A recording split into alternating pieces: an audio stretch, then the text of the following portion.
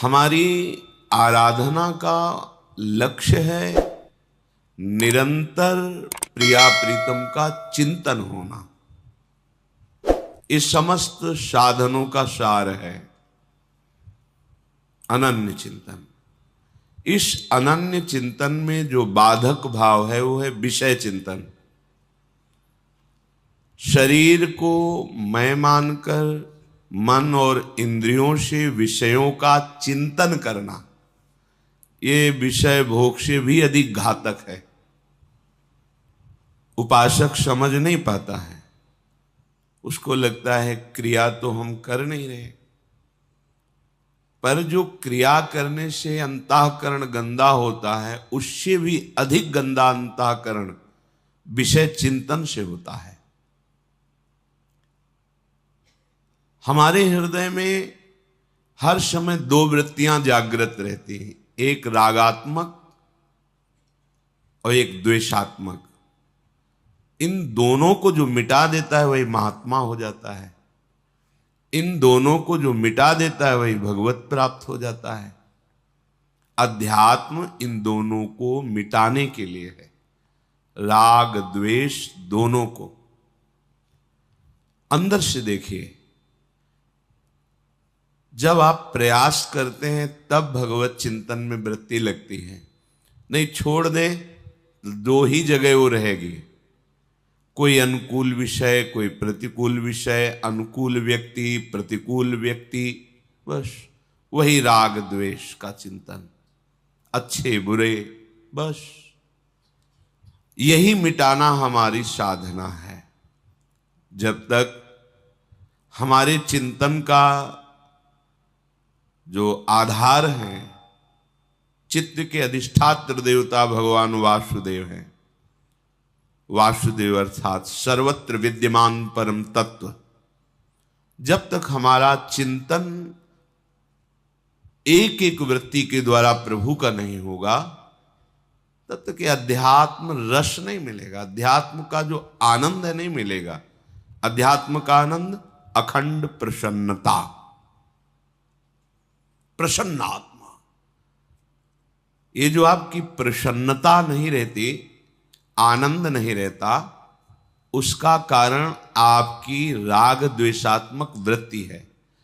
राग वृत्ति हुई तो कामना, कामना दृढ़ हुई तो क्रिया, क्रिया हुई तो और कामना के संस्कार, बस इसी में हमारा जन्म चला जाता है।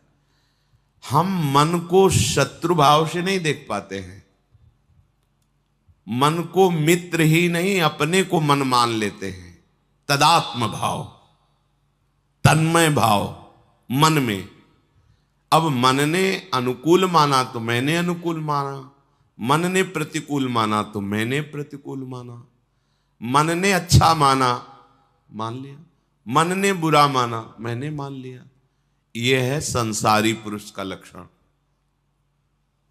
साधक उपासक मन की मान्यता को शास्त्र में देखता है, ये शास्त्र सम्मत है कि नहीं, गुरु के वचनों से मिलाता है, अध्यात्म के सिद्धांतों से देखता है। यदि वो शास्त्र सम्मत गुरु अनुकूल इष्ट अनुकूल है तो उसकी बात मानता है, नहीं तो मन की बात बिल्कुल नहीं मानना चाहिए। अगर मन की बात मानते रहे तो ये इसी में फंसाते रहेगा। भगवान पे गुस्सा, गुरु पे गुस्सा, शास्त्र पे अश्रद्धा, ये सब लाएगा। आपको लगेगा कि परमार्थ में कोई आनंद ही नहीं, जबकि आनंद नहीं, आनंद समुद्र है जहां दुख का लेश नहीं है। तो हमारी आंतरिक सुधार वृत्ति चिंतन में होनी चाहिए। क्रियाओं में तो आप घेरे के अंदर हैं, समाज का भय है, कहीं ना कहीं कानून का भय है, प्रभु का भय है, कई तरह के भयों से हम बचे हुए हैं। पर आंतरिक चिंतन में तो कोई भय नहीं ना, न समाज का भय, न कानून का भय, न भगवान का भय। कोई गलत तो कर नहीं रहा हूं, उपासक ऐसा सोचता है।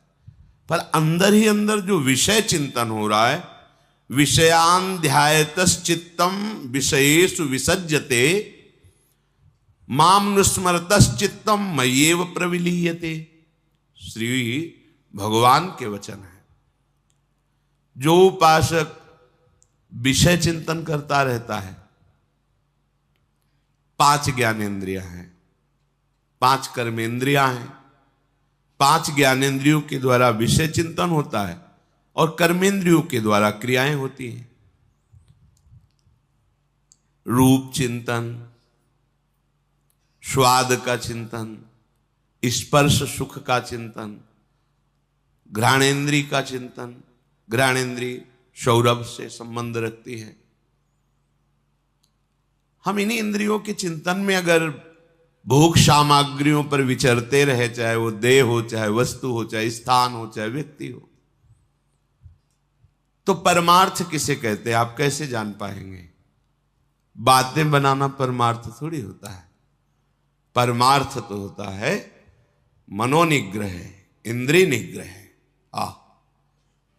मन को समाहित करके आराध्य देव में लगा देना, चाहे नाम में, चाहे रूप में, चाहे लीला में, आराध्य देव में।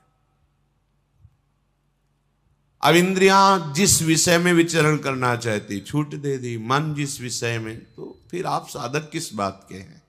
आपकी साधना क्या हो रही? विषयों का चिंतन विषय क्रिया से भी अधिक घातक उपासक को मानना चाहिए। विषय चिंतन में जहां मन जाने लगे डर जाओ, क्योंकि रजोगुण इतना भयानक है कि कहीं कहीं तमोगुण से भी ज्यादा यह भयानक स्थिति पैदा कर देता है। तमोगुण में प्रधानता निद्रा, आलस्य, सत्कर्म में प्रमाद, मूढ़ता, ये। लेकिन रजोगुण में भोगात्मक क्रियाएं और उनका विरोध होने पर भयंकर क्रोध, हिंसा आदि। तमोगुण से भी बड़ा ये मन को मलिन करने वाला रजोगुण है।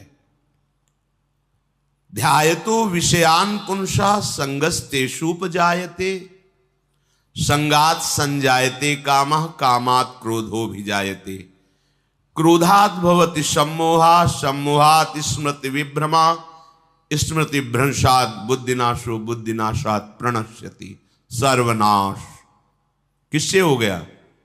ध्यायतो विषयान पुंसा, विषयों का चिंतन करने से सर्वनाश हो गया। क्या आप कभी ऐसा हृदय में डरे हैं विषय चिंतन होने पर? नहीं। बहे चले जा रहे हैं जहां मन लिए जा रहा है। ये मन बंदर की तरह छलांग लगाता है, इस शाखा से उस शाखा, शाखा प्रशाखा, ऐसे घूमता रहता है। इस विषय से उस विषय, इस व्यक्ति से बेमतलब व्यर्थ में हमारा बड़ा कीमती समय ये व्यर्थ में नष्ट करता है।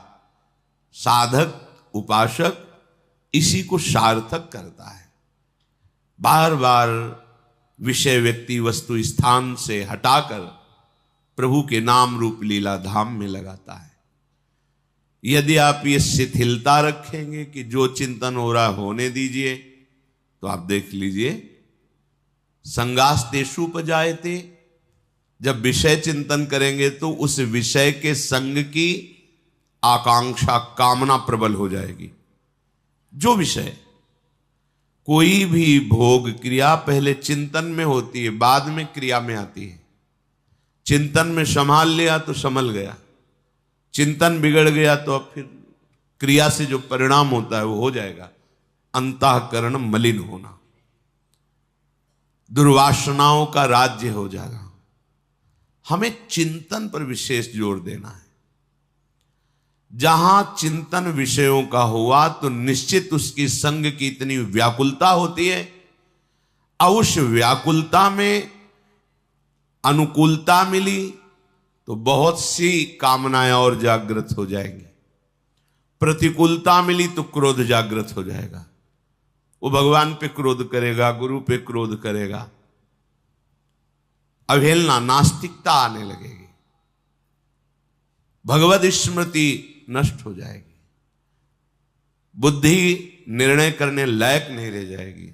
बुद्धि का नाश सर्वनाश, बुद्धिनाशात प्रणश्यति, उसका नाश हो गया।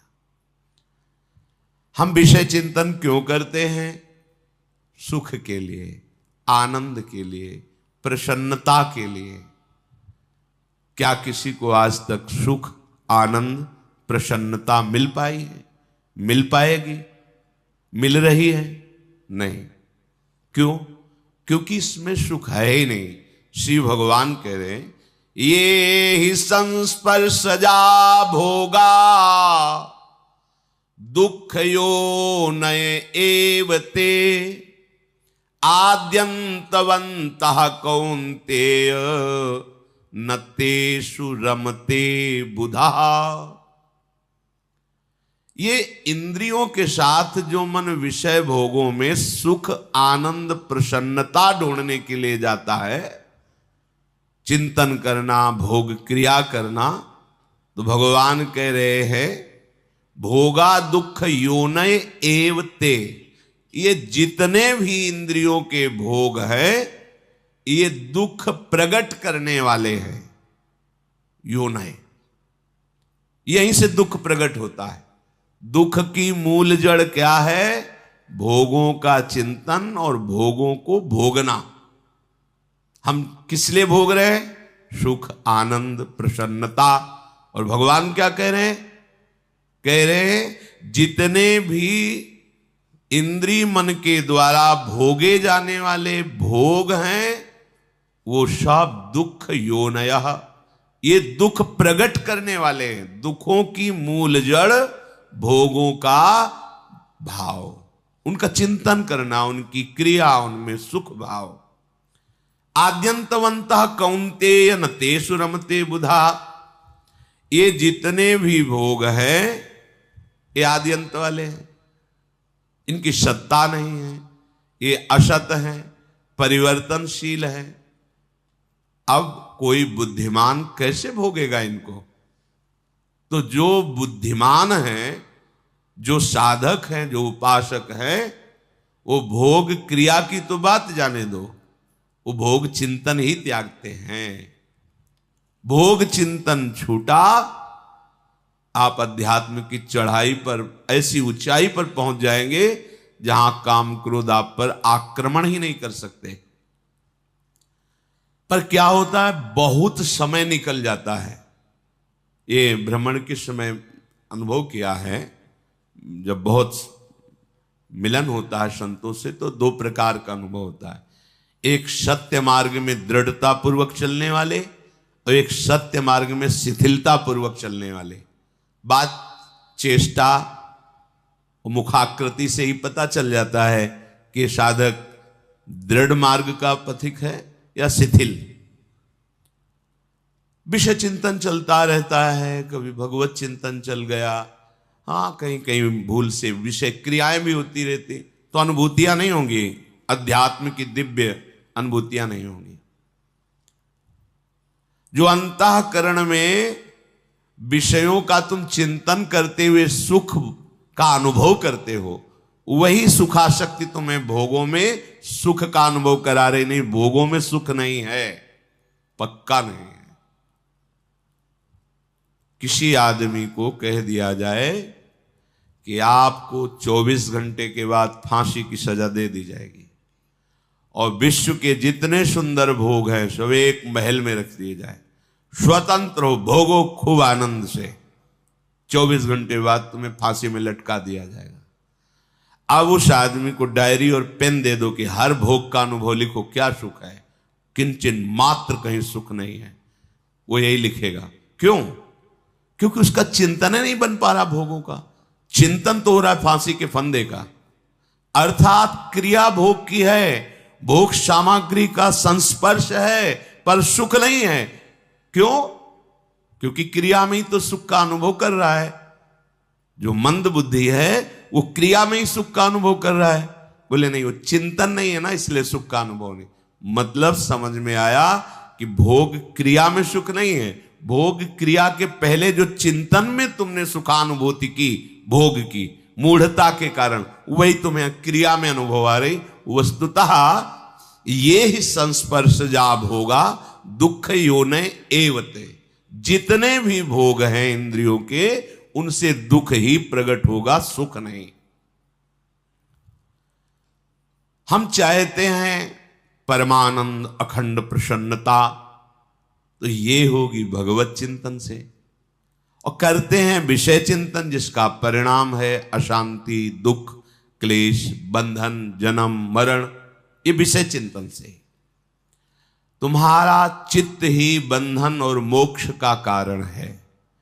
विषय चिंतन करने वाला चित्त बंधा हुआ है और भगवत चिंतन करने वाला चित्त जीवन मुक्त है।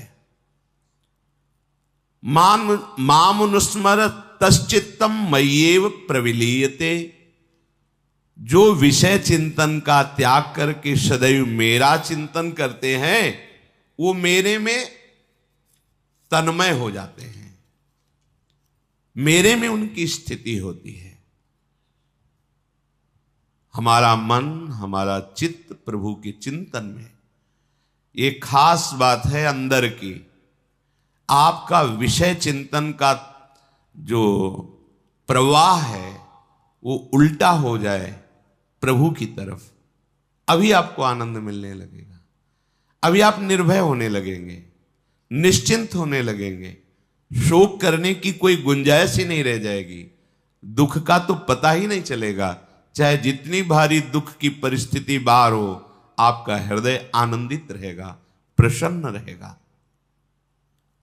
यदि आपने ऐसा सोच रखा है कि कभी भाग्य में ऐसा उदय होगा तो भजन हो जाएगा, अभी तो विषयों का भाग्य चल रहा है भोगने का, ये भाग्य से नहीं बदलता। कभी कोई समय परिवर्तन होगा, ऐसा परिस्थिति परिवर्तन होगा, ये समय परिस्थिति से भी नहीं बदलता। परिस्थिति बदलने के चक्कर में पड़ोगे तो जीवन समाप्त हो जाएगा। आपको कभी ऐसी परिस्थिति नहीं मिलेगी। जो परिस्थिति से भगवदाकार वृत्ति करना चाहते हो, समझ ले, पूरे जीवन में आपको ऐसी परिस्थिति नहीं मिलेगी जिसमें आप भगवदाकार वृत्ति कर लें। पुंसाम कलिकृतान दोषान द्रव्य देशात्म संभवान सर्वान हरति चित्तस्थो भगवान पुरुषोत्तम। यथा हेमनि स्थितो वह्निर दुर्वर्णम हंति धातुजम एवमात्मगतो विष्णुर योगिनाम शुभाशयम। कलयुग का ऐसा प्रभाव है कि कोई भी स्थान हो, वहां वो अपना प्रभाव दिखाए। कलि शब्द का सीधार्थ अधर्माचरण, पापाचरण, शास्त्र विरुद्धाचरण करने में उत्साह बढ़ाना। किसी स्थान में जाने से आपका भजन बढ़ जाएगा, भूल मिटाओ। अंतर्मुख होकर हृदय देश में विषय चिंतन त्यागने के लिए तुम उत्साहित रहो, बलवान बनो। यही भजन होता है। यहां बाहर कहीं स्थान, सब जगह जहां भी जाओगे वहां कलयुग अपना प्रभाव फैलाए हुए है। पुंसाम कलिकृतान दोषान द्रव्य देशात्म संभवान। कोई भी वस्तु, इसके खाने से भजन बढ़ेगा, भूल जाओ। उस व्यक्ति के पास जाने से भजन बढ़ेगा। सभी के अंतःकरण में, हरिवंश महाप्रभु जी कह रहे हैं, पाए जान जगत में सब जन कपटी कुटिल कलयुगी टंचु। तो इसलिए मेरी सो भैया कृष्ण गुण संचु। बस प्रभु के नाम रूप लीला गुण का गायन चिंतन, यही जिस स्थान पे जाओगे कलयुग का प्रभाव नहीं पड़ेगा। जिस व्यक्ति से मिलोगे कलयुग का प्रभाव नहीं पड़ेगा। यदि अंदर नाम चल रहा है, भगवत चिंतन चल रहा है, ये बाहरी प्रभाव से प्रभावित होकर के आप भगवत सिद्धि प्राप्त करना चाहो तो अब बड़ा कठिन है। सर्वान हरति चित्तस्थो भगवान पुरुषोत्तम। यदि भगवत चिंतन कर रहे हो तो कलयुग के सारे दोषों का अपहरण कर लेता है भगवान का चिंतन। खास बात समझो, ये हृदय में इस अंतर्मुख होने के लिए बात कही जा रही है। बाहर भाग लो तो कितना भागोगे, जहां भाग करके जाओगे। जिस यहां का राजा कलयुग है, इस युग में प्रायः भोग प्रवृत्ति, अधर्म प्रवृत्ति, पापाचरण, इसकी वृद्धि होगी। युग धर्म का प्रभाव होता है। फिर हमें कैसे भगवत प्राप्ति होगी? तो कह रहे सर्वान हरत चित्तस्थो।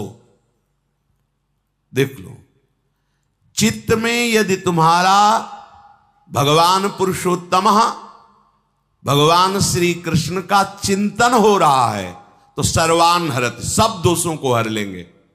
खास बात पकड़िए,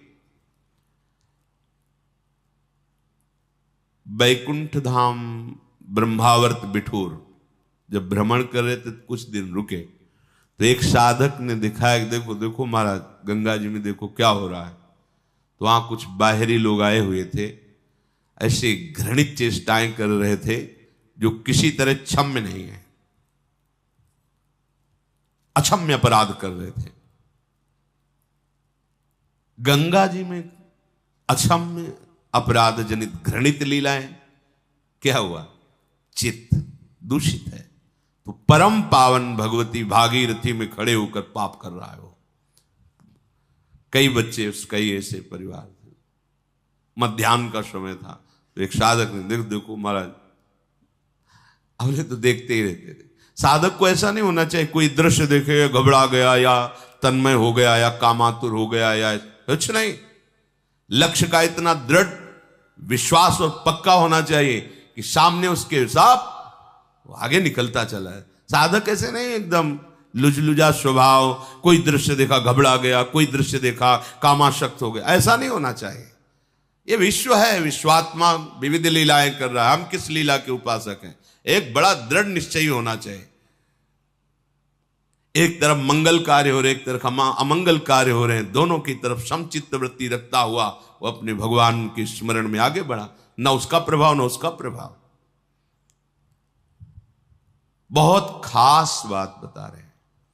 किसी भी व्यक्ति, वस्तु, स्थान, द्रव्य, देश के अनुकूल होने पर हमारा भजन हो जाएगा, ये भाव बिल्कुल छोड़ दीजिए। सब जगह दोष है, सब जगह गुण है। कहीं भी चले जाओ, क्योंकि चिदानंद भाव में प्रवेश। अब जैसे धाम है, चिदानंद है, तो आपका भाव तो चिदानंद नहीं ना, तो आपको धाम प्राकृतिक ही दिखाई देगा ना, और प्राकृतिक दिखाई देगा तो सब मायाकृत। तो देखो ना घटनाएं कैसी प्रकट दिखाई देती है, वही मायाकृत चेष्टाएं। तो कहां जाओगे भजन करने के लिए? यहां हृदय में अंतर्मुख होइए। चित्तस्थो भगवान पुरुषोत्तम। खास बात पकड़िए, कहीं भी रहोगे। इसी बल से कहा जाता है कि अगर आपको भेजना हो तो नरक भी भेज दो, मुझे कोई परवाह नहीं। क्यों? चित्तस्थो भगवान पुरुषोत्तम। मेरे चित्त में भगवान श्री कृष्ण स्थित है, जहां चाहो तहां ले जाओ प्रभु। यत्र यत्र मम जन्म कर्म भी नारके परमे पदे थवा। क्यों? क्योंकि राधिका रति मंडली, जो प्रिया प्रीतम की प्रेम मंडली है, वो हमारे हृदय में बिलस रही। अब कहीं भी ले जाओ, हमारे लिए हर जगह निकुंज है। यथा हेम स्थितो वन्य दुर्वर्णम हंति धातुजम। जैसे स्वर्ण को जब अग्नि में तपाया जाता है तो अन्य धातुएं मल आदि नष्ट हो जाती, वो दिव्य चमकने लगता है। ऐसे ही जो सारे कष्टों को सहकर निरंतर भजन कर रहा है, तो कह रहे एवं आत्म गतो विष्णु योगिना मशुभाशयम। जितने भी अशुभ पूर्व के, वर्तमान के या भविष्य में भी सब भस्म हो जाएंगे। क्या क्या भगवत चिंतन करने वाले का भविष्य में भी हो सकता है। इसीलिए आचार्य चरण कहते, तिहारे आगिले पाछले अपराध हरिवंश खेवी। तुम चिंता मत करो, तुम तो केवल चिंतन करो, मेरी शोभैया कृष्ण गुण संच। तय बालक ने भर्यो सयानप काहे कृष्ण भजत ने नीके। नीके ठीक से भजन करो। दूध और चावल का धोवन एक जैसा ही दिखाई देता है, पर परिणाम और स्वाद बल आदि में कहीं समानता चावल का धोवन नहीं कर सकता। अति सुमिष्ट तजीव सुरभिन पे मन बंधक तंदुल जल फीके। आचार्य चरण कह रहे कि कहीं कामधेनु गाय के सुंदर दूध को त्याग करके कोई चावल का धोवन पीना चाहे तो उसे बुद्धिमान कहा जाएगा क्या? तो भगवान कहते कि जो बुधा जन है, बुद्धिमान जन है, न रमते, वो नहीं रमते इन भोगों में। दूध और चावल का धोवन एक जैसा दिखाई देता है, पर अंतराय बहुत है। ऐसे ही भगवत चिंतन छोड़कर विषय चिंतन, ये सुख जैसा दिखाई देता है, सुख है नहीं। सत्य दिखाई देता है पर सत्य है नहीं। मन बंधत तंदुल जल फीके, ये फीका तंदुल जल है। महाप्रभु कह रहे हैं कि जैसे कोई मणि छोड़कर कांच बटोरे, ऐसे तुम्हारी बुद्धि हो रही। तुम श्री कृष्ण चिंतन रूपी मणि का त्याग करके विषय चिंतन रूपी कांच बटोर रहे हो। मणिगण पुंज ब्रजपति छाणत, हित हरिवंश कर गए कंचु। अब सावधान हो जाओ। एवमात्म गतो विष्णुर योगिनाम अशुभाशयम। स्वयं भगवान उसके हृदय में बैठ करके सब अशुभों का नाश कर देते हैं। जो निरंतर प्रभु के चिंतन में प्रयासरत रहता है, उसी प्रयास में उसको एक कष्ट का अनुभव होता है, एक जलन, एक ताप जैसा। उसी ताप में वो ऐसा पावन होता है जैसे स्वर्ण अग्नि में डाल दिया जाए तो उसका मल नष्ट हो जाता है, वो और तेजस्वी कांतिमान हो जाता है। ऐसे ही जो भजन करने के समय एक जलन होती है, एक ताप होती है, वो सारे अशुभों को भस्म कर देती, फिर आनंद का अनुभव होता है। जब तक आपके हृदय में राग द्वेष जनित विषय चिंतन है, तब तक आप इंद्रियों के गुलाम हैं। उसके शरीर इंद्री मन से ऐसे कार्य जबरदस्ती कराते रहेंगे ये विषय, जिससे उसे कभी प्रसन्नता का अनुभव नहीं होगा। विषयों की प्राप्ति में हर्ष होता है, प्रसन्नता नहीं। और हर्ष का द्वंद्व है शोक, वो भोगना ही पड़ेगा। विषयों में जिसकी जिह्वा स्वादिष्ट पदार्थों का चिंतन करके भोगती रहती है, वो रसेंद्री के द्वारा भोगे जाने वाला भोग चाहे जितना सात्विक भोजन हो, तामसिक और राजसिक हो जाता है। जहां तामसिक राजसिक हुआ कि उसे प्रसन्नता का अनुभव नहीं हो सकता है। चिंतन यदि विषयों का, तो प्रसन्नता नहीं। अब एक इंद्री रसेंद्री यदि भोगों का चिंतन करके आज ये आज ये आज ये, तो वो भले सात्विक है, पर वो आपके अंदर रजोगुण तमोगुण पैदा कर दे। और जहां रजोगुण तमोगुण है, प्रसन्नता नहीं होती। जो वाक इंद्री से किसी की निंदा स्तुति करता रहता है, कटु भाषण, असत्य भाषण, व्यर्थ का भाषण, अहितकर भाषण, उसके हृदय में कभी प्रसन्नता प्रकट नहीं होती है।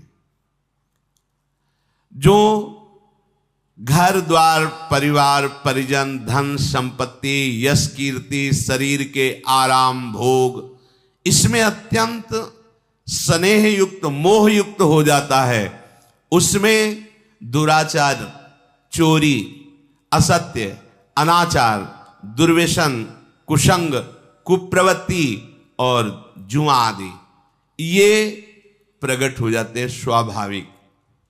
ध्यान दीजिए, जो घर में परिवार में परिजन में धन संपत्ति में मान कीर्ति में शरीर के आराम भोग में आसक्त है, उसमें स्वाभाविक ये दोष पैदा हो जाएंगे।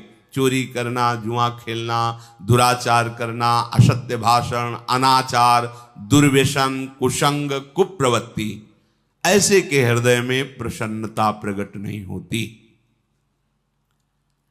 ये अपने स्वार्थ में भारी बाधा पहुंचाने वाले अज्ञानी जन वाद विवाद, वैर विरोध, अपमान, तिरस्कार, दुख, शोक, इसी में विचरण करते रहते हैं। प्रसन्नता की तो गुंजाइश ही नहीं है। दूसरे के स्वत्व का अपहरण, धन का अपहरण, जमीन का अपहरण, दूसरे की स्त्री की तरफ कुभावना, अपने को बहुत श्रेष्ठ समझना, अपना मान प्राप्त करने की लालसा रखना, अपनी प्रशंसा सुन करके, ये सब दोष उसके हृदय में। इसलिए उसके हृदय में कभी भागवतिक प्रसन्नता नहीं प्रकट होती। इसलिए उपासक खास बात, विषय चिंतन ना होने दे। विषय चिंतन ही सबसे घातक बात है। जन्म मरण का मूल विषय चिंतन है, दुख का मूल विषय चिंतन। विषय चिंतन त्याग कर